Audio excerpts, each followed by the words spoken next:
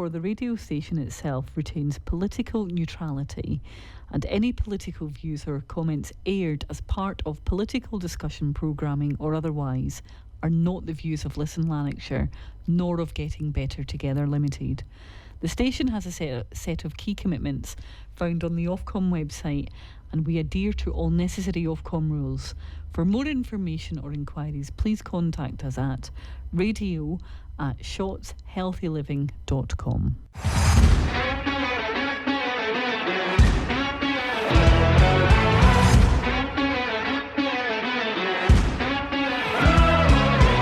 Hello and welcome back to What's the Point, the show where we challenge the talking points, rattle the inboxes and proudly give local politics a public roasting that it never asked for. I'm your host, Greg Lennon, community campaigner, part-time procedural disruptor, and probably the only councillor in Scotland who's not the least bit shy about highlighting the planning department's role when dealing with the Scottish Reporter. Check the video. As ever, I'm joined by my trusted colleague in procedural crime, the Belsey Hill bowler himself, Jerry Brennan. Good evening, Greg, and as always, it's an extraordinary pleasure to be here. Jerry's sense of humour sits somewhere between a 1970s pub quiz and a TikTok comment section, and his maturity level is only ever exceeded by the number of FOIs he fires off before breakfast. And tonight, Jerry, we're joined by a man who definitely does need an introduction, mainly because his ego wouldn't allow it any other way. It's none other than our old pal, Councillor David Crichton for Progressive Change North Lanarkshire. How are we, David? Good evening, David. Absolutely fine. Great to be here, boys. Davey, well, the good folks at home will know that you're the only elected member in the whole of Scotland whose campaign posters are legally required to be printed with a wide-angle format. Davey's here tonight to talk about disruption, direction and possibly declare independence for his own party by the end of this show. So buckle in, we're diving into power, purpose, politics with no PR filter. And as always, if you missed tonight's show, or heaven forbid you actually like it, the podcast version drops every single Thursday wherever you get your podcast fix. And if you want to be part of the debate, don't just shout at the radio, call in and shout at us instead. Telephone number is 07379 399 228. Are you getting value for money with your council tax? What's working? What's wasting your time and your tax? We want to hear from you, so let's get started, Jerry. What's the point? What is the point of David Crichton? Indeed. Many have asked. Well, David, what we normally do with guests is we break them in gently, because yes, we're charitable nice like chaps. We're charitable chaps. So, first off, you are a councillor in North Lanarkshire. You are a member of a fairly new political group. Yep. Tell us a wee bit about, David, how you got into politics and what inspires you to keep going. Oh, jeez. Okay, Progressive Change, you're right, formed 2023 in May 2023, so we'll come back to that possibly depending on how you're going to take me on this one. And politics, it's probably always something I was loosely involved in since about 19 years of age. I think that was the first memory I have of being kind of actively involved with a party and sort of, you know, the usual stuff, watching Question Time and getting myself involved in local debate stuff. So always the same party, David? Have you kind of skirted no around different political groups? No, I think the thing that probably drove the interest in it was the belief.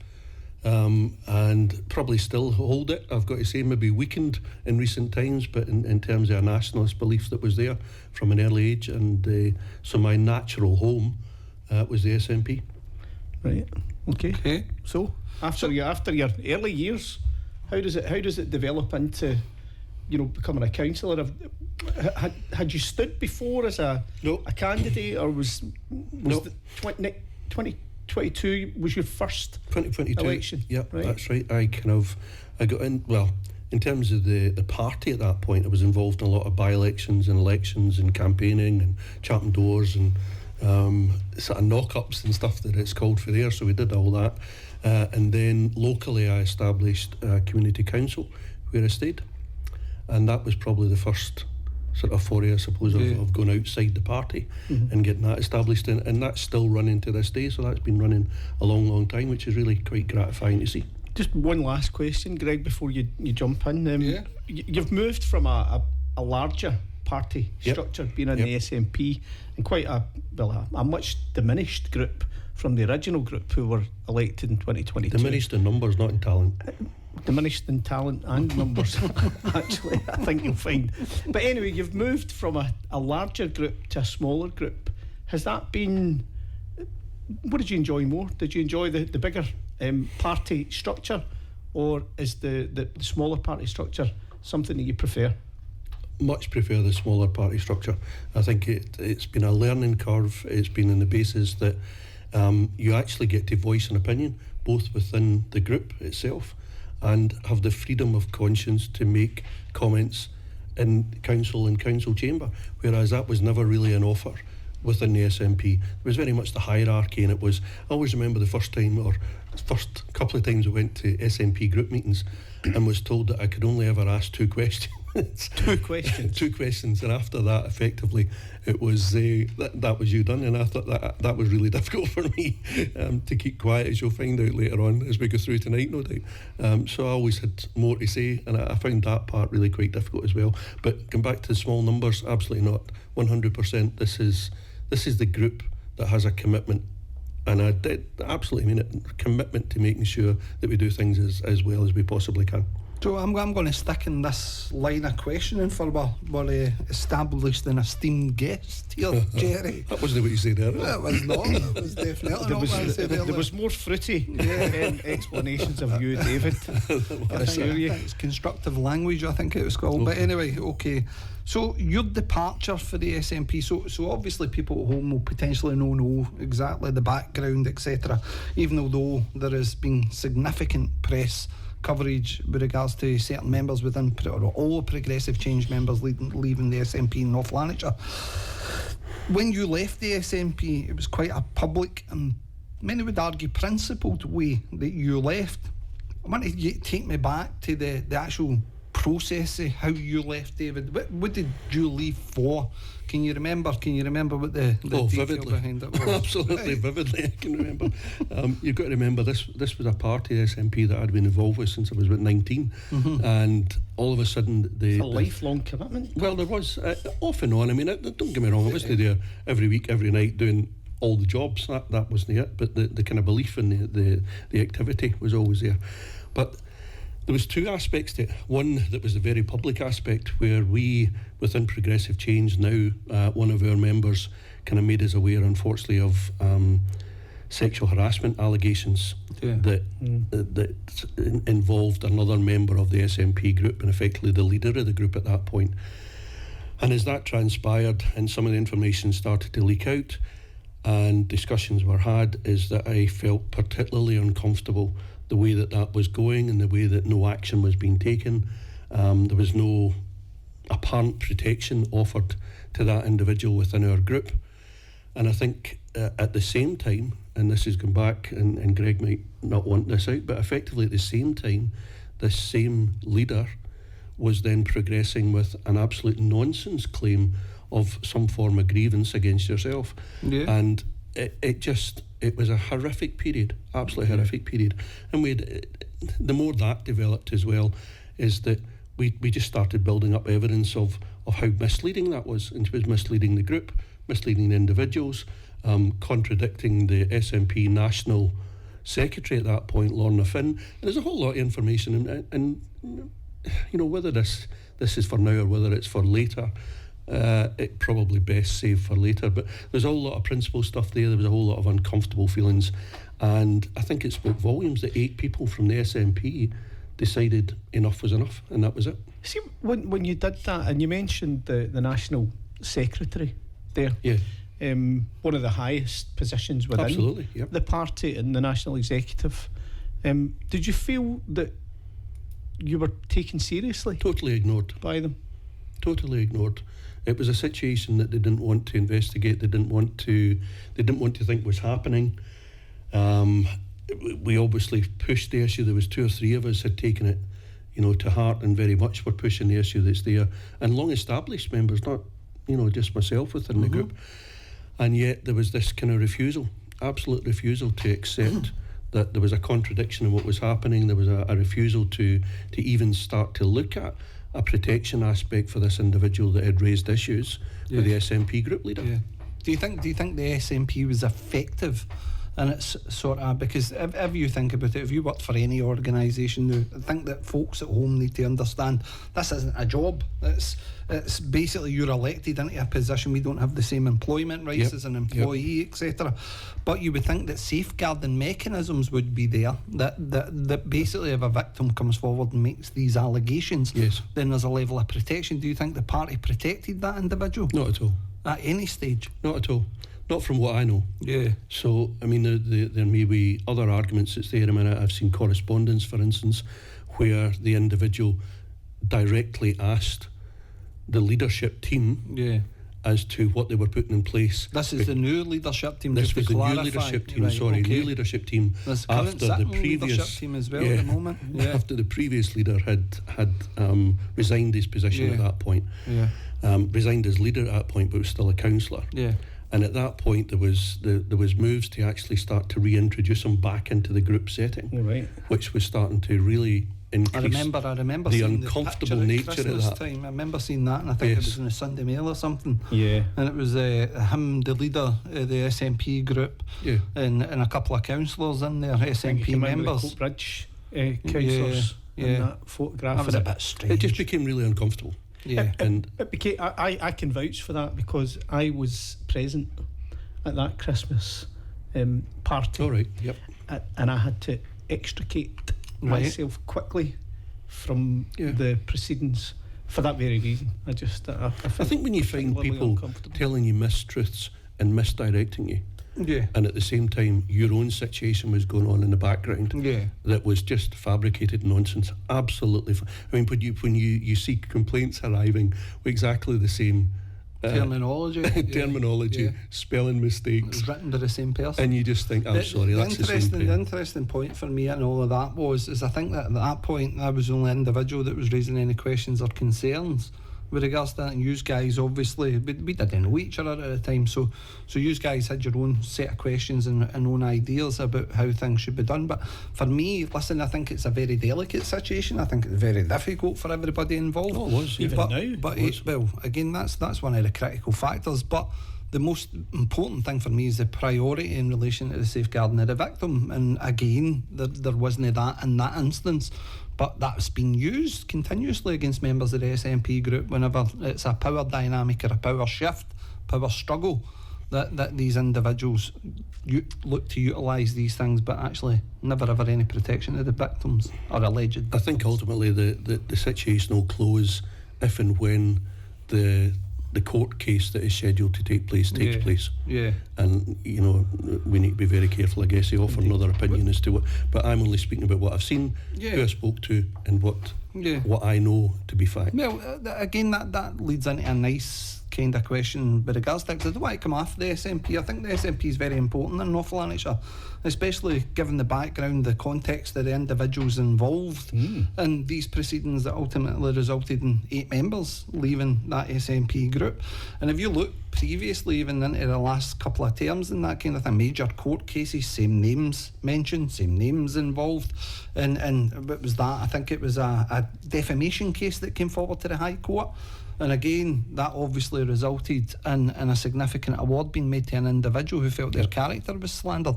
So same names again involved in this same process. So I find it very bizarre from a party perspective why there's never been an interjection in there, given the fact that you've got a continuation of the same individuals constantly involved. The question for you in that is what was the straw that broke the camel's back for you? What was the kind of enough is enough moment for you?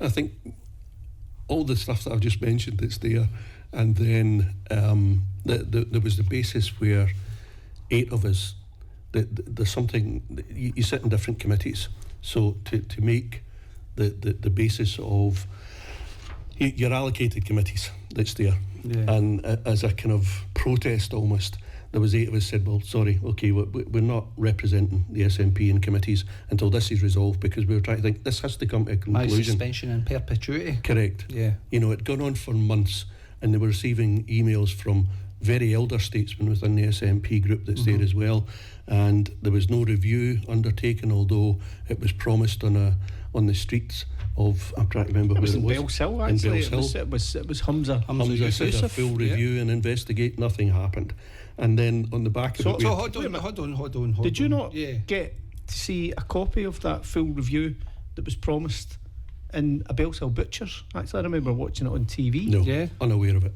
So nobody's ever approached you for comment or anything like that? No with review regards to- afterwards, and I followed up right up until probably the last day that we left. Yeah. And no correspondence No whatsoever. correspondence. Nothing. Do you think it's possible then, given that you and colleagues, I'll include myself in that after we left and the individual at the centre of it, who was the previous leader, had left not only his councillorship but the party itself, do you believe that once we were all gone, the SNP believed that the slate was clean and they could carry on regardless, that the problem had been dealt with? I don't know that they thought the slate was clean. I think they still know that the slate was pretty full at the end of the day, but they thought that that would be a solution to the aspect that, because the get out at that point was, well, they're no longer a party member, no longer involved with the SNP. We have no right to continue from there. There was an MSP that actually had him on his volunteer list at the time. That was starting to come out. There was an actual MSP who had him down on his staff list as a volunteer. Okay. So I'm sure that will all right. wash at some Again, point. unaware of that one. Rather strange. So moving forward, with regards to no contact, nobody's ever made any sort of approach to you. I'm going to go back just to finish it, because I wandered off there, and there was you asked how I acted, if the final straw, if I can go back. Well, the final straw was actually the fabrication of the committee structure. So these 8 councillors said, no, sorry, in a protest we're not going to represent the party until such times as it's fixed. And yet our names still then appeared in a full council document proposed to full council and council officers, apportioning me 2 committees to attend on behalf of the SNP group. I, stupidly or otherwise, made the declaration to say, sorry, that's incorrect. What I would suggest is that we take 7 days to get it correct, and that the new leader would resubmit it. And that was taken as voting against party politics. Discipline was involved, and it was just a means of making sure that I was gotten rid of. I was becoming too noisy. Absolutely no doubt about that. And that's their view. That's fine. Listen, we are where we are. It's a couple of years later, and then we're all thankful for it. I'm just going to come back to the point then. You've not been contacted, nobody ever made any approach to you to get your version of events, as we kind of clarified that Hamza Yusuf made that statement in a butcher's in Bellshill that there should be this full review, top to bottom, whole, no stone unturned. But yet the victim and others had asked in preparation for this tonight if anybody had ever been in touch, and their answer was no as well. Do you think that because we've had this conversation over the last couple of weeks as well, David, especially with our guests, so with Jamie last week, with Hannah Rogers. I know you've had some good guests. I don't know how I made it to this chair, to be honest. Again, it was a sympathy, a sympathy invitation. But we've had these guests on, and everybody is of the opinion that the established politics and the political parties, there seems to be this party machinery that exists. Do you think the party machinery kicked in here because it was more about damage limitation in relation to the eyes about the party's branding and effective 100%. reputation? Or Absolutely. Is it a case that the party just didn't actually know what to do with this No, level of complaint? I genuinely think because they've come across similar situations, let's be fair, with MSPs and MPs that they had to deal with and how they would deal with it. So, and I reckon that the SNP strategy, looking back at it, was actually just to say nothing, do nothing, say nothing, commit to nothing, review nothing. And that's exactly what happened. So naturally at that point, and at the same time, we've got a colleague who has came forward with these allegations and asked them to be investigated, and not only has he been denied that opportunity for the party leadership within the internal structures of North Lanarkshire Council, the SNP group's leadership, he's also been denied it for a party structure as well with no formal the SNP process. group in North Lanarkshire has got a problem, because whilst they might seek to deny what was happening and what certain people were trying to do to stop that or to cover it up, to be honest, is that the very fact that there has been so many alleged victims come forward, and this court case has now gone through the full judicial system to get to a hearing, is that must be absolutely damning for the local SNP group in North Lanarkshire. I don't know. I think it will come out in the wash when it Absolutely arrives. All things do. Yeah. So my next point then is, David, you then transition into this new political grouping Yes, we do. with your colleagues, and you create a thing called Progressive Change North Lanarkshire. And Progressive Change is a wee bit different because really in effect we're no go the traditional party system. We're not interested in any of that kind of stuff. So for those good folks at home, what normally tends to happen is if you select councillors to sit in a committee, or you want them at full council, and you want all these different things, there's something called a whip system where your political party will deploy the business manager who will go around and give you a crib sheet and a telling off and all this kind of nonsense if you don't vote a certain way, or if you hear opinion that differs for that for your group leader. What Progressive Change believes is every single member's there to represent the local electorate, and they can vote whatever way they wish. There is no demands placed on anybody to vote in a certain way or a certain direction, and that's been proven in North Lanarkshire Council countless times now, because us as members disagree, and it's healthy to disagree. With your move to that group, I'm going to go back because when Hannah was in, we had the discussion about a very significant contract, a £1.8 billion pound contract that I know you were heavily involved in and eyes of scrutiny over. Yes. Do you think there is a place for small groups, let's say minority groups such as Progressive Change or the Conservatives or whatever, within the council structure to actually fulfil their critical scrutiny role? Or is it a case that there's nothing to see here, Jack, everybody just move on, and you're just seen it as then a rabble-rousing lot or something like that? Is that what it is? That's exactly where we are that's there. So I think at the end of the day, what they've got just now with Progressive Change is a group of people that are committed to scrutinising what is happening within the council that's there. We don't have the whip system, so there's nobody telling me that I can't go and ask like questions that are going to come up on Thursday, for instance. There's a budget meeting or a full council meeting, so I have questions that's prepared, but I don't run them past anyone because it's based on my conscience and what the electorate and constituents have maybe raised with me directly. And that's the difference, whereas within a structured party, certainly within the SNP, is it goes back to that point, I could only ask 2 questions at a group meeting, but I was also given the crib sheet as to how I was expected to vote. And let's be perfectly honest, I've been in there 3 years, and there's some councillors only have the vocabulary of 2 words, motion or amendment. They've yet to speak. You're lucky. You know, so it's very difficult for a small group like ours to try and break through, I would guess, into the established kind of party structure. But if you go to the MEARs contracts, I want to stick with the MEARs contract because there was a significant level of scrutiny in relation to that enterprise project. So normally, do you want to set that up though? So I'll set it up. The MEARs contract was one part of what was called the enterprise project, and the second part of it was infrastructure and roads. So there was 2 elements to this enterprise project, which really meant that large contracts for housing repairs and corporate repairs and road infrastructure repairs, etc., was going to be transferring potentially from one contract holder to the other. A kind of simplistic transfer of responsibilities, tender process, all of that, and the contracts combined had a huge value,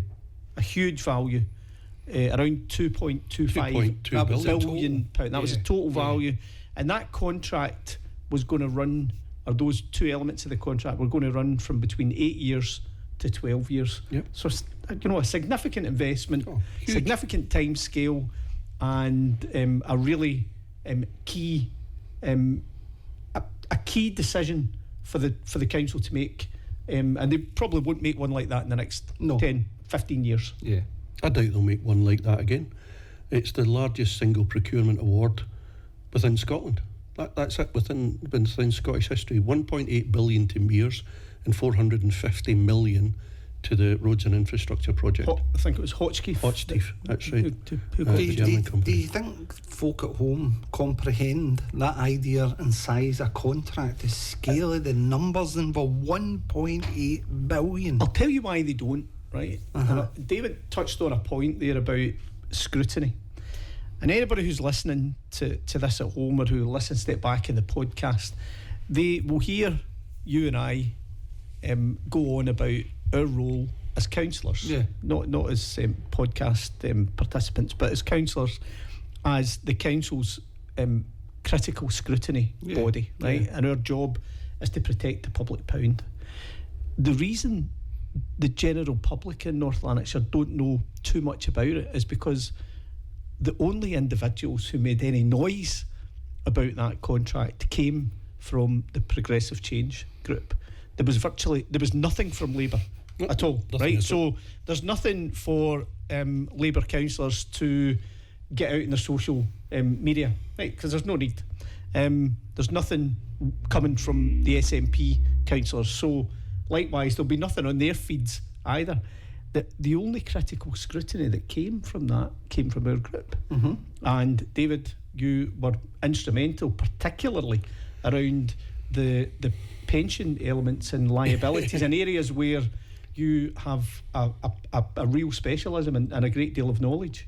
Well, past knowledge, and I suppose it's past experience stuff. So, but I always remember that one of these meetings where there was 77 councillors sitting there, and there was just silence on a £1.8 billion award. And I honestly, I kept looking around the chamber thinking there'll be questions coming soon. Yeah. And we kept asking ours, and nobody else joined in. I think there was one question, to be fair, from an SNP councillor from memory. That I can't remember what it was, but I think there was one question. It wasn't around an alley, was it? I've no idea. Honestly, I can't remember.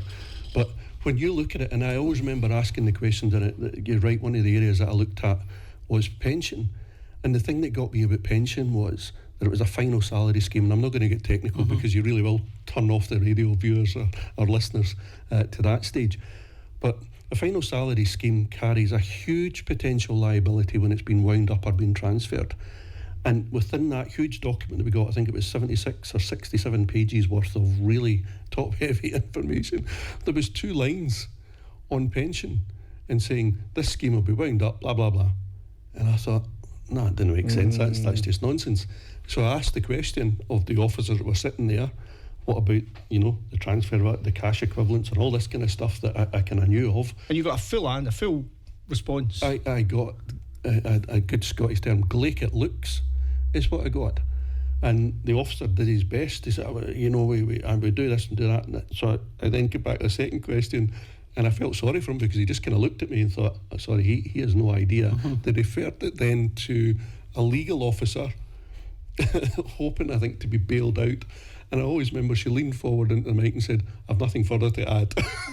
And I was thinking, you haven't even considered it. They hadn't considered the possibility. Devil's advocate, potentially I'm giving everybody an out here, because obviously within council, what happens is when a big contentious issue or something's about to happen, councillors can call for what's known as a briefing. They can get a briefing off the officers. They can come along to their group. They can sit there, and officers can tell them all the ins and outs of what's going to be presented. Yeah. It basically gives them a better understanding before they get into the chamber and be asked to vote. With this contract, this enterprise contract, and again at that point, did we get any sort of relevant briefing or anything at all that you would think would be in comparison to the other main political parties? I don't know what the other political parties got. We got one short briefing. I remember officers coming, and I remember at the time is that the figures that were quoted to us were less than half of what the actual value of the contract then turned out to be. There was no real questions asked. There was a lot of avoidance of, or maybe they just didn't have the answers, but either which way. And I then remember that we forcefully put together an email to the chief exec at that point and said, look, sorry, this doesn't make sense. But the answers that you've given us to the questions that came up have been opaque at best. They've actually been incorrect in some of them. And of course that kicked off a whole series of events because So does your group get briefings now? No, they've been withdrawn. They've been withdrawn. So we're the only political group that doesn't get a briefing. Yeah, I mean, I think it's safe to say progressive change wears the badge of being the political pariah.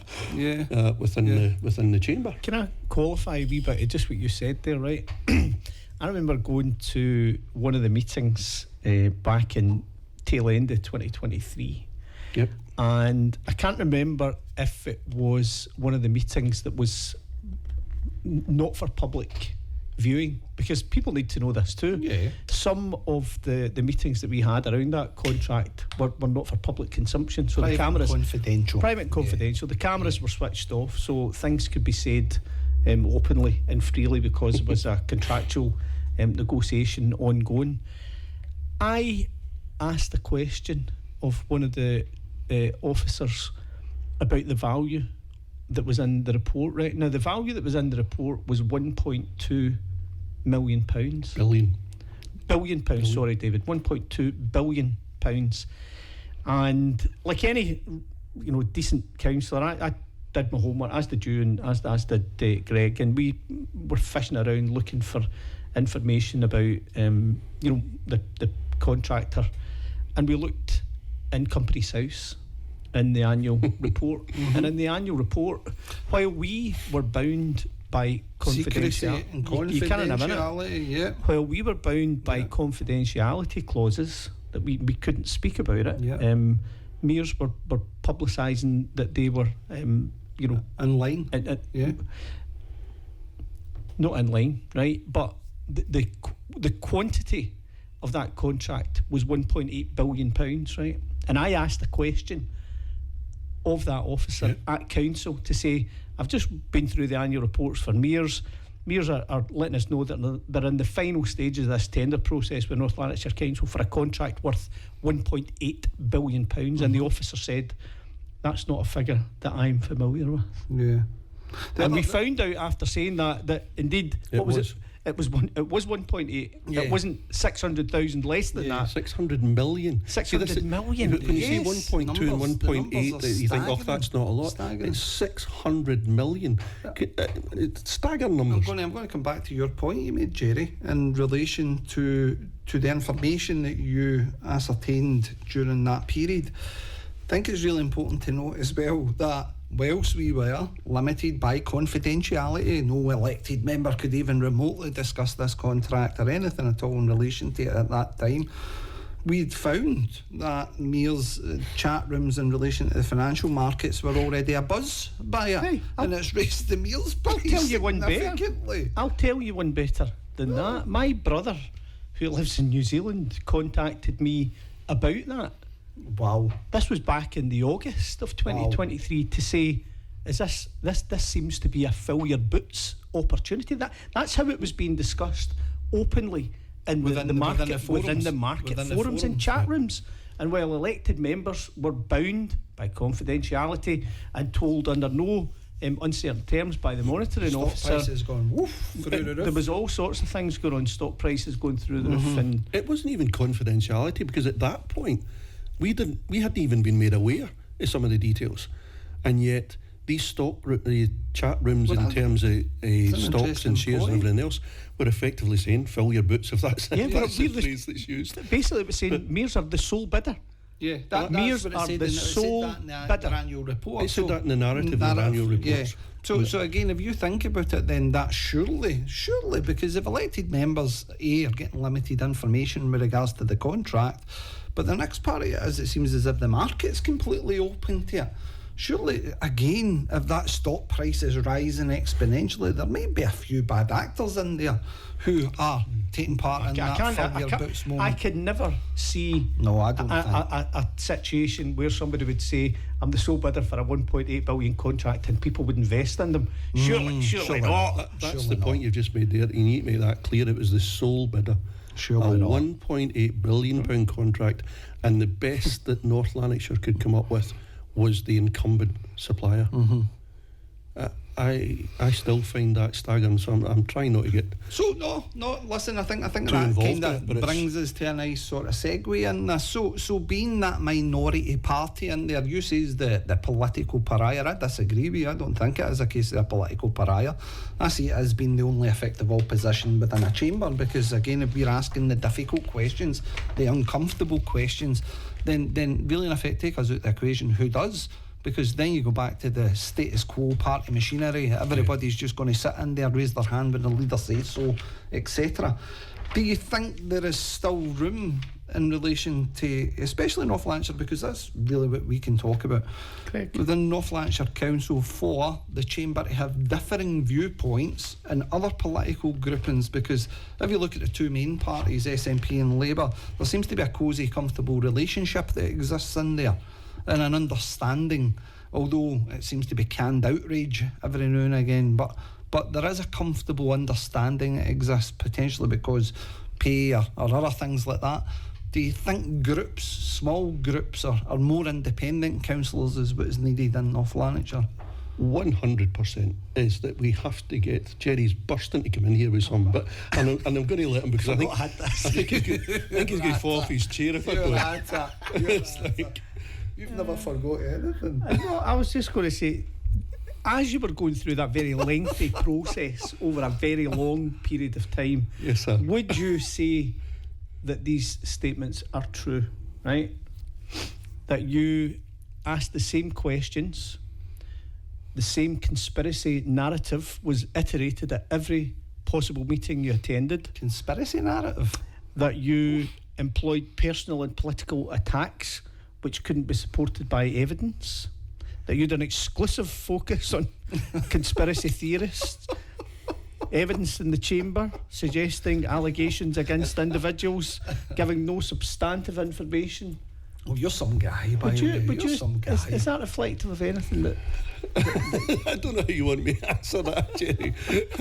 Can I go back to the first place here? I was in the chamber with you, but this is what happens. This is what happens when the narrative, and I think certain things are going to come out in the coming weeks anyway.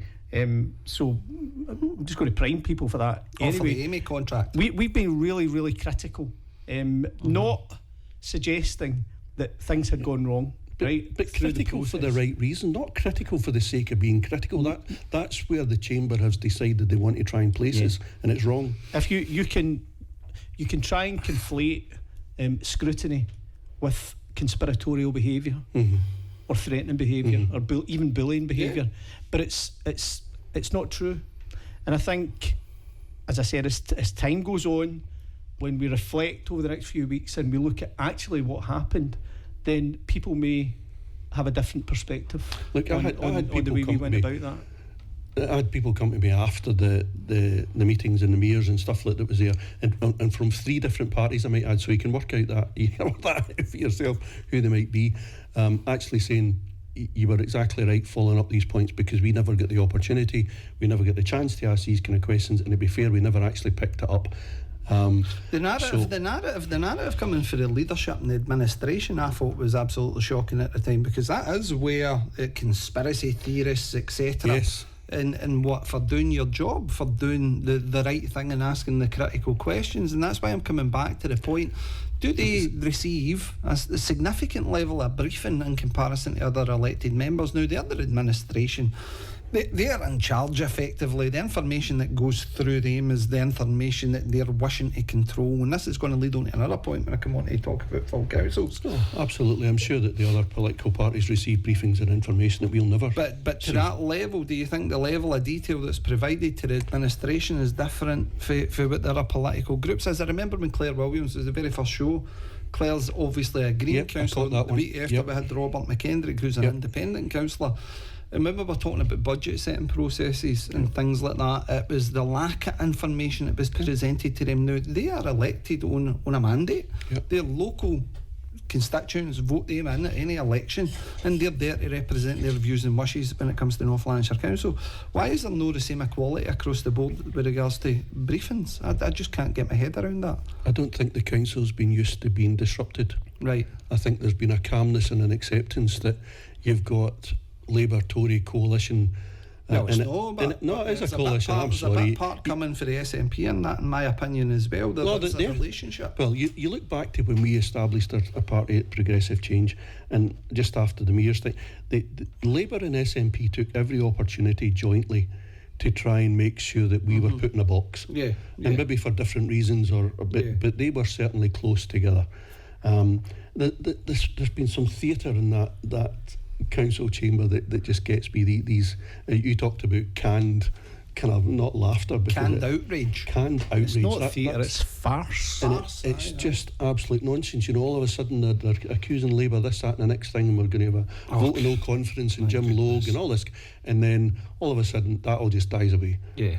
And you think, sorry, And then 3 other opportunities come like a bus. Correct. And over Where's months. your commitment? It's no just call for any nonsense. of the sort after Absolute that nonsense. big outrage. Yes. But the point that I'm saying here is, David, again, I'll come back to that question. We need more diversity, in my opinion, in relation to political viewpoint within North Lanarkshire. Yep. For your standpoint, how do you rate where progressive change currently sits within the dynamic in North Lanarkshire Council? Take them out the equation. What does North Lanarkshire Council look like? Take progressive change out the equation.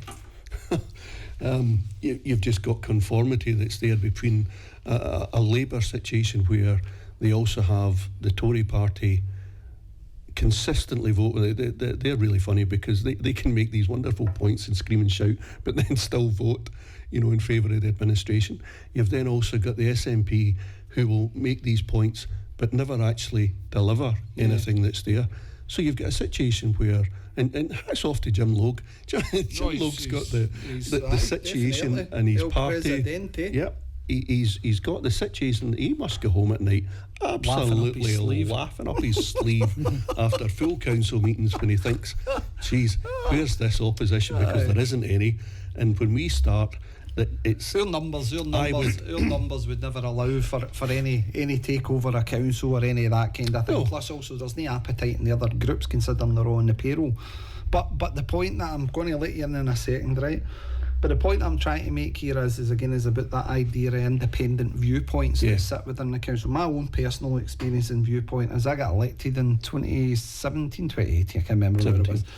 But again, looking at the standard of politics, the argument, the motions, everything else that's came through, there is a gatekeeper. That gatekeeper exists as the Lord Provost. We've spoke about a couple of times in relation to this podcast about how that gatekeeper controls the narrative. And if you look at the standards of motions coming through this full council again, it's very low standard, and this seems to be the thing that Labour's happy with. Let them push either the independence and nationalist viewpoint because we'll just slap them down about the Scottish Government, or the other aspect of this is as well, let's talk about how many wheels fall off a wheelie bins. It seems to be that they're quite happy for to let these things down. But when you get critical motions coming forward that's asking how is motion scores and then refused, what information's presented out there to the general public, because ultimately as a resident of North Lanarkshire, I want to know if my councillor is submitting motions and what types of motions that they're being submitted. We've never seen anything like that in North Lanarkshire. You don't get anything. It's not for the want of trying. I've submitted that motion 3 times on the basis of saying we should be publishing all motions that have been regardless of whether they're discussed in chamber or not, because a lot of these are derived from what constituents have said to us as councillors to say, look, I want you to do something about the roads, I want you to say something about this, I want whatever that subject matter needs to be. And the public need to know that actually we're really trying to get that in front of council to be discussed. And you're right about being a gatekeeper. That's a really good word, actually. So Provost is a civic position, but he has this impartiality when reviewing the motions. Motions are just proposals, obviously, for council to discuss and vote upon. Still a Labour member, and I can't remember, was it somebody... When his chains are on, he's the civic leader. Absolutely, and it's there, and I actually have a lot of time for Provost. I think he controls the meetings particularly well. He's a very good chair. I think he kind of sets out the rules and he does what he does that's there. I think where the difficulty for me lies is how do you divorce yourself from being a Labour councillor who sees other parties putting forward proposals and motions and you think, My question comes back to Paul Damasio's issue again. He goes into environment and climate change. Oh, that was hilarious. Right, so but Paul goes into that committee, and you've got the person who's meant to be unbiased shouting to get him put out the chamber. Yeah. So again, how can you don that chain and become so far removed and divorced for the position of being a Labour member? That would really surprise me with the provost, to be honest. Not to be specific about individuals, right? No. But I think when you are part of a party who has been in power since forever, there is an entitled approach to things where you can do and say pretty much whatever the hell you like. But if you are from a smaller group or you're an independent politician, the full power and weight of the convenership or the administration will come down on you, and they will loosely use standing orders as a weapon. And that's exactly what happened to Paul Damasio. Before I bring you in, there was also that meeting where the leader of the council was shouting at officers to start making formal complaints against progressive change members. So again, I can read it out verbatim. Please, please, because there was a critical scrutiny function being performed. I think what that critical scrutiny, as you rightly put, was described as PCNL or splinters. Splinters do not use respectful or courteous language when they're referring to officers. That sort of thing. And he wished to engage officers to refer members of our group to the Ethical Standards Commission. Which in itself is a breach of the code of conduct. Complaints. And I think we looked at the breaches of the code, and I ran out of fingers, basically. It's nonsense, but I think there's honestly an element of fear because they don't know what it is that progressive change can do. But sorry to interrupt you. Right. I'm trying to get my head around where it currently sits, David. You have a leader of the council, and I'm going to come back to this and completely repeat the point all the time, right? You have a soft opposition, in my opinion, and whether it's through paid position or whatever it may be, that's just what it is. You then have the Conservative group, who in my opinion is sitting there as part of a coalition making these decisions along with Labour and propping them up in relation to decisions and everything else, although Labour don't actually need them. They've got enough support coming for the independents. but they're still working in this premise that three Conservatives are deserving of paid positions, the most senior positions within the council, and they sit on significant committee structures. But and then you get to the independents, and independents will throw weight behind whatever way the administration leader. A few of them, not all of them, a few of them. So again, if you've got that much power, that much control, what danger is there in relation to this minority There's none group? until we can increase our numbers. Let's be fair, there's a critical number, and we have looked at the critical number we need to reach, where we can have an influence, or more than an influence, because people are, the general public are beginning to pick up on the stuff that we're doing and the stuff that we're saying on their behalf. So I don't think the establishment, if you like, has been challenged in the way that it's been challenged over the last couple of years, and rightly or wrongly, they don't like it.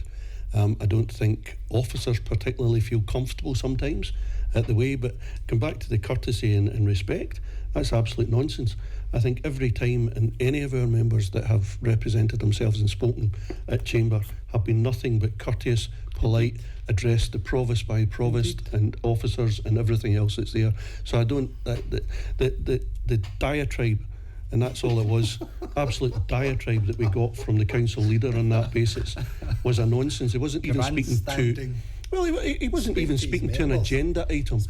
Well, he actually waited until the cameras were off. Yeah, that's true. He waited until the cameras were off, and there was a hostage audience there. Yeah. He knew exactly who that was levelled at, and basically the leader of the council was saying, feel free to complain about these guys if you want. Because we don't know what to do with them. Yeah. That's what I took for it. Don't know what to do with them. So, there is a wider question, and that's not just to lambast the Labour Party, by the way. That wasn't. A lot of good people in the Labour Party. They have the administration, Greg, so they have to carry again, that. There is some weight. good people within the Labour group as well, so we do recognise that. Again, unfortunately for them, they've got the same problems as SNP. The leadership is a bit bit crazy in my opinion. But the point that I'm trying to make here is in relation to this, political dynamics is shifting all the time in Scotland, right? And then recently there, the Hamilton by-election again, Reform coming third place. Reform will have ambition in relation to standing candidates across Scotland.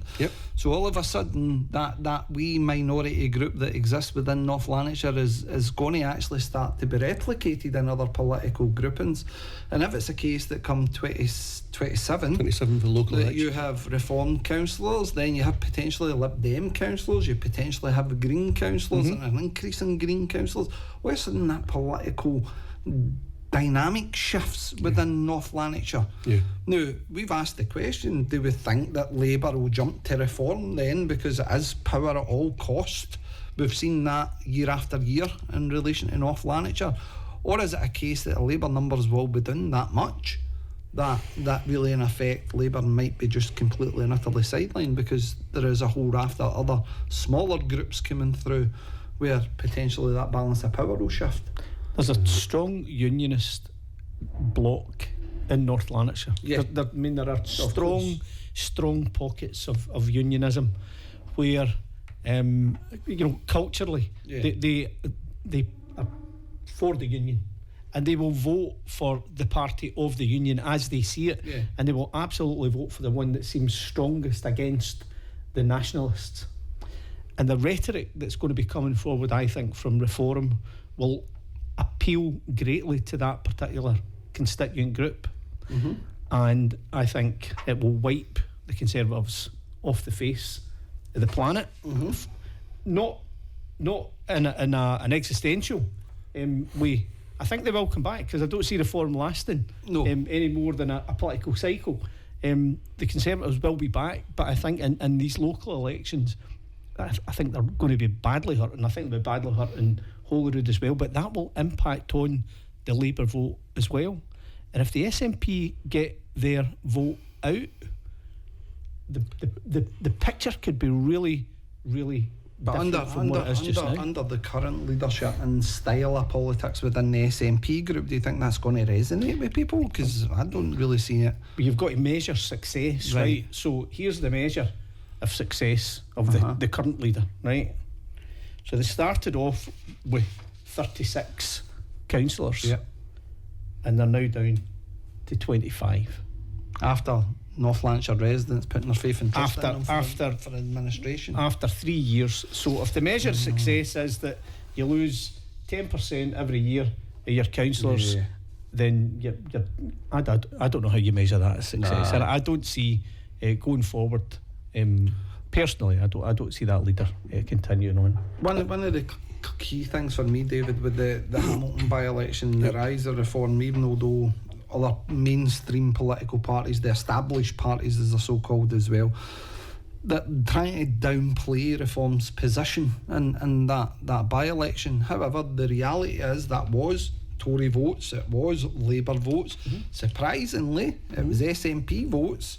And again, if these votes are making up that group, and I just think the dynamics in the political shift that will take place in North Lanarkshire, good or bad, whatever it is, it's not for me to judge, but the point being is again, potentially we're looking at the first real time, because Labour were always sitting in the wings when the SNP took the administrations. They were ready to go at it. It was a PR exercise for them, because they couldn't have went to the Tories. They could have easily done another coalition, but that would have had to have meant that they'd basically grappled power for the people in North Lanarkshire, even unless though they knew what was. Well, that's what I was going to say. That's what I was going to say, Jerry. It's a bit convenient. Was it 8 weeks? I think they knew. Yeah. I think they knew. So do I. And I think there might be people in the SNP that knew as well, to be perfectly honest. They skillfully, I mean, it was brilliant, skillful politics to allow that to happen. To take the defeat, the electoral defeat, full in the knowledge that just round the corner was some horribly bad news that potentially would put that SNP group into a perilous position, and that's exactly what happened. So in terms of politics, it it was some political brilliance, some real chicanery by El Presidente. So El Presidente I said earlier, sails in and saves the day. he must go home at night and Laughing up laugh his his sleeve. absolute socks off at times. but you know what happened? And he's like, it's like, he was under some severe pressure. There was an internal vote not For his leadership. for his All right. leadership. Right. But now, because of what's happened, he's in an unassailable Was it what position. Did the vote of leadership no come at the time because he wasn't challenging in relation to the administration? The Was that troops, not the what it troops was? weren't happy. I mean, the vote ended up. I think the vote ended up 1912 or something like that in the president's favour. Which is a pity because there was some talented Labour members who ended up losing prominent positions in there, and that's then if you look at the calibre of those that have taken up those positions, again we've got members of your group getting kicked out of committees and various other things just because there is a complete lack of understanding about procedural process. I don't have the history that you have and certain members of your group have, but I've spoken to them. In this Standing Order 50, Load of nonsense. absolute nonsense in terms of invoking a vote to remove a member because they're asking questions or because they're noisy because we don't get to ask questions in the first place is almost unheard of, but it's yet another tactic. Gatekeeping. It's exactly, that's a good word. Have you seen the agenda for full council? Oh, I've seen it on Thursday. I've never seen such a weak agenda in my life. I think it should take about 15 minutes. And that's sad. That is the only happens 4 times a year in the cycle, and really that should be the moment where council comes together for debate and argument and decision making and all the rest of it. But if you want to quash and silence and remove all debate, all difficult conversations, and in doing so shut you up. And shut you up. You need to shut up actually, but and shut other people up. Then you would want to make sure that the agendas are so insipid. So there's nothing to debate. This is the bit about it, and I would encourage folk at home to do the same. Go to Glasgow's website, Glasgow City Council, type in webcast. Look at the standard of debate taking place in Glasgow. Go to Falkirk, go to Stirling, go to all these other councils, because nationally all webcasts are recorded now. They're all available on the council's website. Quality's really good as well. And then you come back to North Lanarkshire Council, take a look at the committee structures, take a look at the discussions taking place, look at the debate taking place, and then if you've still got time and an appetite after that, take a look at full councils. My goodness, that is a bizarre arena to try and promote an issue that is really only, because we've discussed this before, affecting 0.0001%, and I'm not diminishing an issue for anybody, but the grander scale of things, when you've got 10% increases in council tax, you've got school transport being cut, leisure centres being closed, all these wonderful gifts that keep coming with regards to cuts in North Lanarkshire, and we're about to discuss something as well, Jerry, in relation to where these black holes come from, David, because we're now looking at another £31 million black hole coming. Well, we need to just wait and see what happens with this Amy case. Originally, that case went to court. And it was £45 million that Amy were looking for, and a reduced figure was put forward in a citation that I have a copy of. Actually, it's not confidential, so I'm quite happy to share that at the minute. And that was for around 31 million. So potentially, a citation for what? Sorry, just for those good people at home, Jerry. Oh, it's part of the enterprise project. Myself and another 3 colleagues in our group were cited to appear in court for a case that was meant to be coming in August. That's no longer coming Against in August. Who? Amy were taking North Lanarkshire Council to court for issues to do with the procurement of the enterprise project, the infrastructure. Did you not tell contract. me that was the gold standard contract at one point? Well, it seemed to have been carried out to the book, and I think that what happened during that, there was Jim Hume actually asked a question, and I think that set the hairs running, and that was around the cost, and I think Jim's question was, reading the reports, it seemed that the contract was, or the bids that were coming in were largely in line with what the council were currently paying. Yeah. And at the same time, the leading bid from Hotchkiss was going to provide savings of 26% to the council. Now, both sets of circumstance cannot exist. That it just cannot exist. And the chief officer at the time was asked questions by Jim, and he couldn't give an answer to the one that was in the report. He wasn't compelled to do so by the provost, who couldn't do that. And I think at that point in time, people have thought there's something wrong here. And 4 members of our group, because we did act properly and scrutinised and asked questions, were then picked up on by Amy's solicitors, incited to appear, and asked repeatedly to provide witness statements in order to support their case at court. And that case has settled with a confidentiality clause around it. So at this point in time, we don't know how much of the council's money, if any, has been paid. But we do have a figure. The last figure that was reported was that Amy were looking for around £31 million. So we must work on that premise that it could possibly be £31 million. And until we know the actual amount, we have to work on that. I don't know whether you're... Yeah, well, I think what we're going to do just now, we're going to cut to a couple of songs. We'll be back after these songs. We'll also be inviting you back, David Crichton, because I really don't think that we're done conversing with our good pal David Crichton. Jerry, so what we want to come back and talk about is a couple of key points that I think we've still to cover in relation to North Lanarkshire Council. And I think that, again, we'll probably open up to the phone and our questions for people, all right, and we can see what other stuff we can take out of this. So we'll be back after these quick songs.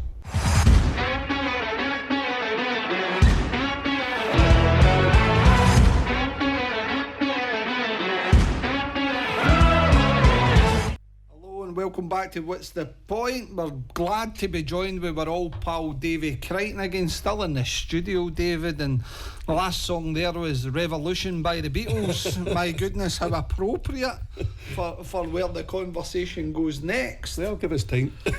So, just for the good folks at home, we had a list of questions tonight that we were going to ask you around sort of political landscape, all these different other things, but unfortunately for us it always ends up the same way. Once we have a chat, we just end up randomly speaking about things that we're speaking about. But before the break, we ended up starting to go into this idea of the Amy contract and stuff like that. Jerry's desperate to get in now, Davey. Well, there's a couple of points, but I'll let Jerry back in. But there's a couple of points that he said already. That I think. No, you carry on. You're the guest. You're the guest. All right. Okay. So, can I mention the basis of a settlement having been made? Just to clarify, we've got written confirmation that there has been a financial settlement made. What do you mean you've got written confirmation? Well, I pursued it. So, again, taking a further step back, I was one of the 4 that was cited to appear in the Court of Session in Edinburgh. And I've got to say that's no slight thing just before Christmas, when effectively you get a citation delivered to your home to appear in the Court of Session in a case the size of 45 million, a civil case. So when you kind of get that, it was it plays in your mind over Christmas, and you've got to think. The other thing was that I'm being asked to appear really for the pursuer, which was Amy in this case, against the council that I represent, and that was really very awkward. Merry Christmas, David. Aye, it really wasn't a pleasant situation. To be fair, I refused to give witness statements on numerous occasions to Amy because I just didn't think that was fair. But there has been, so I kind of pursued it. Basically, I asked chief officers in the situation as to where we were, because I eventually got notification from solicitors to say there was an out-of-court settlement. I kind of pursued that with officers and said, okay, I kind of want the details because it's public money at the end of the day that's there. And all I got back was, well, no, we can't give you the details, we're not giving you the figure, but it's a settlement that the council are happy with. And I'm thinking, who makes that decision? Because the other legal documentation that we've got states £31.1 million. Now, whether it's that figure, it's unbelievable, or whether it's another significant figure, is partly immaterial, because it comes down to who made the decision that that was an agreeable settlement for that amount. There is nothing. We have something called the scheme of delegation. You guys will know, but that's basically where council and councillors have historically agreed to pass over certain responsibility to council officers, and it's really the day-to-day running. A lot of it makes sense because they know the day-to-day running of their individual divisions and faculties, and decisions need to be made. But there's nothing in that scheme of delegation that I could see permits any individual to write off, let's say, the £31 million in a financial settlement without it coming back to council. Who are responsible for the public pound and the scrutiny of information that's attaching to the spend that's there. So I think that, listen, we can talk about this all night, but I need to give a quick shout out again to remind folk, if you want to call in with your questions or you want to be part of the debate, please feel free to phone us on 07379 399 228, and we're happy to take your questions on these points, because I think transparency is critical. Yeah. See that point that David made, right, about elected members. Elected members were selected because they asked questions. Yes. As I understand it, no one else was asked or cited to give evidence. Yes. Or to be a witness on behalf of the pursuers who were not the council. So that brought stress on itself. But the thing that got me about this whole thing was, during the process where elected members were scrutinising with a wee S in front of it, we were told at the time that because we'd spent so much money using external consultants and external legal advice, it was almost foolproof. As elected members, we could have confidence that any challenge, political or otherwise, that came before this case, we'd knock it out the park. It would be gone, and we would fully defend our position robustly, and if needs be, would be looking for legal expenses into the bargain to deter anybody else from messing with us again. And what's happened at the first point of challenge, legal challenge? Who's to blame? Who's to blame for this? The administration. Where does it rest? Because ultimately, again, if you're saying £31 million potentially in an out-of-court settlement, if it's a case at £31 million, well, that'll be advertised in the next couple of weeks, especially in the run-up until the next financial year of the budget. Oh, we've got a black hole of £35-40 million, is what the Labour leader continuously does. So again, we've inadvertently created this black hole for ourselves. The position for us is we've just had to settle out a court for £31 million and equate that for the good people at home. Again, that's your school transport paid for, that's your centres upgraded 10 times over. That's all the other stuff in relation to staff and frontline staffing numbers. And again, what we've got is an administration that's been in charge for time immemorial, and then all of a sudden £31 million black hole which they caused. It's the best part of 2 years budget cuts. Wow. We're asked every year to make these really difficult decisions, and they are difficult decisions, but it's the equivalent of 2 years worth of that's there. And we've got progressive change. Oh, we've got a call coming through, Dave, so I don't know. There we go, we've got it. So we'll take this quick call and then we'll come back to the point. Oh, I need that off. Let's see if we can work this again. Hello there. Hello, can you hear me?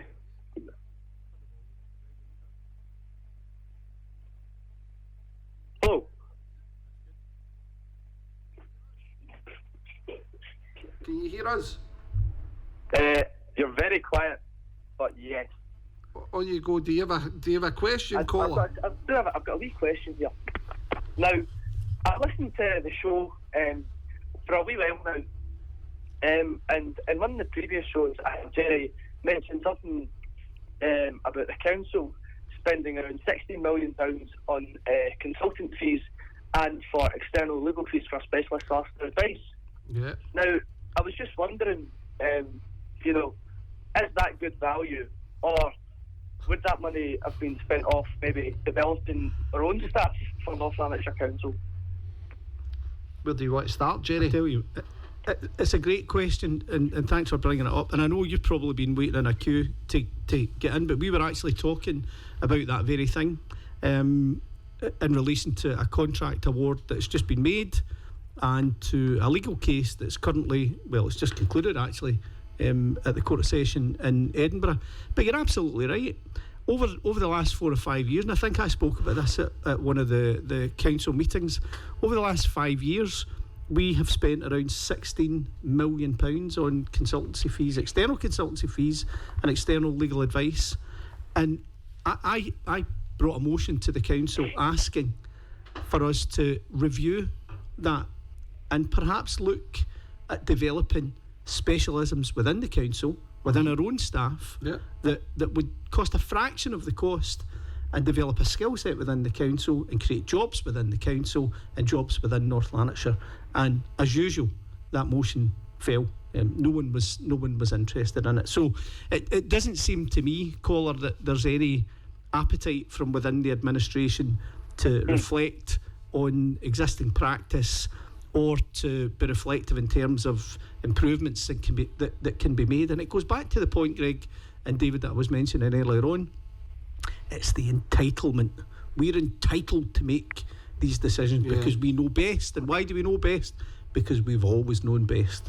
We've always been in power, and as far as we're concerned, we always will. So, but what kind of advertisement is that to the workforce? That's what I don't understand. Again, if we're looking at procurement contracts, we're looking at all these different other things. If we're no giving our staffing group the skill set, etc., to go away and do these kind of things, why do you think that is? Why do you think we're no looking to invest in that, to create these departments and have that capacity within the council? Again, it's a good question, because you look at, I'm going to take these headphones off, I can't go, I feel like something out of Live Aid. But it's the colour doesn't sound old enough. Live Aid, it shows you his age. It's you talk about 16 million. I get that there'll be occasions where there are absolute specialisms that need to be checked. I get that. Without doubt. So you've got to accept that. But going back to Jerry's point specifically, and I know it's about this one contract, and I'm sorry, Colin, if this doesn't answer your question directly, but when you pay £4.2 million specifically to one project, the enterprise project, and are given the assurance as a councillor to make the vote that you're in a secure position because they've exhausted all the possible legal implications, and if this was going to be challenged or that's going to be challenged, we're okay. Thanks very much, and we'll be in a position to defend it. And then all of a sudden, I get cited to go to court. Didn't sit well with me, but at the same token, then there's a rush to settle out of court for possibly tens of millions of pounds. Plus, which you had no oversight of. I knew nothing about it. So the lawyers, Amy's lawyers, contacted me to say you're no longer required to appear in August. Still nothing from the council. Nothing from the council to see whether it actually upset any other councillors, because it was quite a stressful period on the basis of putting in that position. I want to tie this point up just now, but again, Paul, it's just for yourself. How do you feel when you hear us talk about these kind of levels of money, and in the same instance you're looking at North Lanarkshire Council reporting a decrease in services? So again, the only ones that I could use are school transport, rate rises and council tax to cover these kind of positions. But what's your thoughts on that? I feel sickened. I feel like politics these days is so out of contact with what really should be happening, and I feel like money's changing people's thoughts, making them more selfish, and driving them away from the normal person like myself. Yeah. Do you think that politics has to change, not just in our authority, but do you think nationally? Do you think it's too many people? I'm sure if you listen to previous shows, we talk about this all the time. Too many people nationally getting involved in politics for their own agendas and their own self-promotion. Yes. As opposed to looking out for people like yourself. Yes, that's what I think personally. Have we answered your question, Cllr? That's great, guys. Thanks for that, guys. Excellent. Listen, thanks so much for phoning in. Greatly, thanks very much. Appreciated. Thank you. Do you know, David mentioned something there that's really important, right? And it's about well-being. Members like myself received that as an untimely Christmas gift. Yeah. And at the same time, when I came back after the Christmas break to go and retrieve mail addressed to me, confidential mail from the courts, that mail had been opened. It had already been opened. What do you mean your mail had been opened? It had been opened. By whom? I have no idea who opened it. It was addressed to me. Whereabouts? What was the in address? the Civic Centre. In the Civic Centre? In the Civic Centre, and the mail was opened. It had been tampered. Why would that be? I contacted the head of Legal and Democratic at the council to advise him of that. I contacted the sheriff officers who had delivered it. I contacted the sheriff. I contacted the Court of Session in Edinburgh to let them know. And at the end, the investigation that was undertaken within the council was inconclusive. But the point is that was needless stress, because you did your job and I did my job by scrutinising the papers that had come to council, because we'd found something that didn't look right and wasn't right. You were then lambasted. We were then lambasted and asked conspiracy theorists and asked to provide evidence against our council. Can I ask you a question? And again, listen, it's going to be a bit heavy. We're nearly done, by the way, just so you're aware as well. I've just got a question for you in relation to, because you are very passionate about the subject matter, that's obviously had an impact. Surely, considering this is all done now and an out-of-court settlement's been agreed, and the council's moved on and the Amy's moved on and everything else, but you guys are still carrying the baggage in relation to being put through a process like that, just for doing your job, for asking the difficult questions when nobody else would. Surely the leader of the council or somebody's dropped you a wee email to say, by the way, boys, how he's getting on. I trust that's not had too much of an impact on you. Has there been any sort of, I don't know what you would call it, Nothing. to a certain degree? What do you mean, nothing? Nothing. What do you mean? Not an email, not a phone call. So nobody's checked in to see my yous are okay? my well-being seems to be, and David's well-being, and I won't speak for the other two individuals, but our well-being seems not to be a high priority in terms of that. So considering the fact that you two have received significant sort of citations for quite prominent law firms and dragged pillar to post between the two sets of lawyers to give statements, etc. Don't book your holidays either, because you must be attending court in August, so your summer plans surely within the are senior shelved. management of the council, then somebody has been in touch, whether it be head of Legal and Democratic, whether it be somebody else in such a high position. Nothing. To say, guys, are you okay? Not a thing. And we're big enough boys. Let's be fair. We've got broad shoulders, but it's not a pleasant situation to be put in. And at the same token, is that they knew that we were on the witness list, because they were, at the time we received citations, is that the council were obviously given a list of those that Amy had asked to come forward. And at that point, I thought would have been the natural point to say, is that a failure? Is that a failure in their duty of care?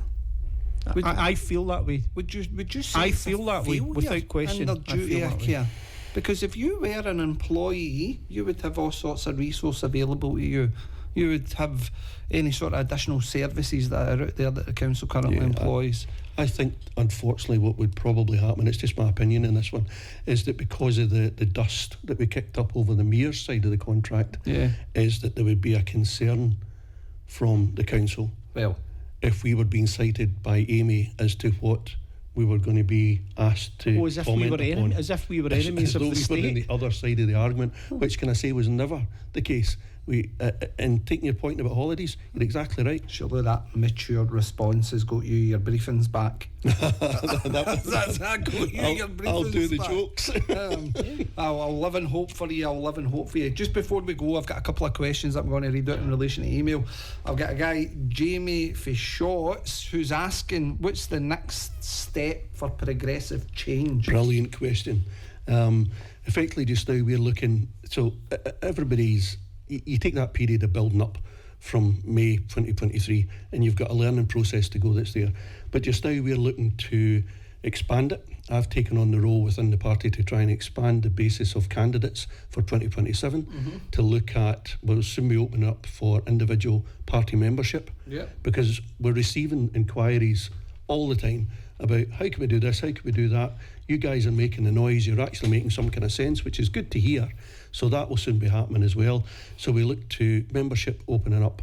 We've got 10 candidates so far for 2027. Well, that's brilliant. And ideally I would like another 7. We've targeted specific wards within North Lanarkshire Council, and 2027's got an attack line, absolutely. given the fact that you mentioned last week as well, the last time we stood a candidate up here for Shorts, the fantastic Mary McIntosh. Yep, indeed. Yep. Again, we came second in that election and put the SNP into third, only just narrowly being bet by Labour. Yeah, it was close. Again, the progressive change seems to be resonating with folk, that people are absolutely sick and tired of how North Lanarkshire Council's been run, and when we're reporting that a £31 million out of court settlement has just been made, then quite rightly so you would be asking the question, and no when one your else kids would have done it, Greg, that's the thing. Yeah. One No one final else would point have done this. on that, right? Yes. There's a confidentiality clause protecting that What do you mean? arrangement.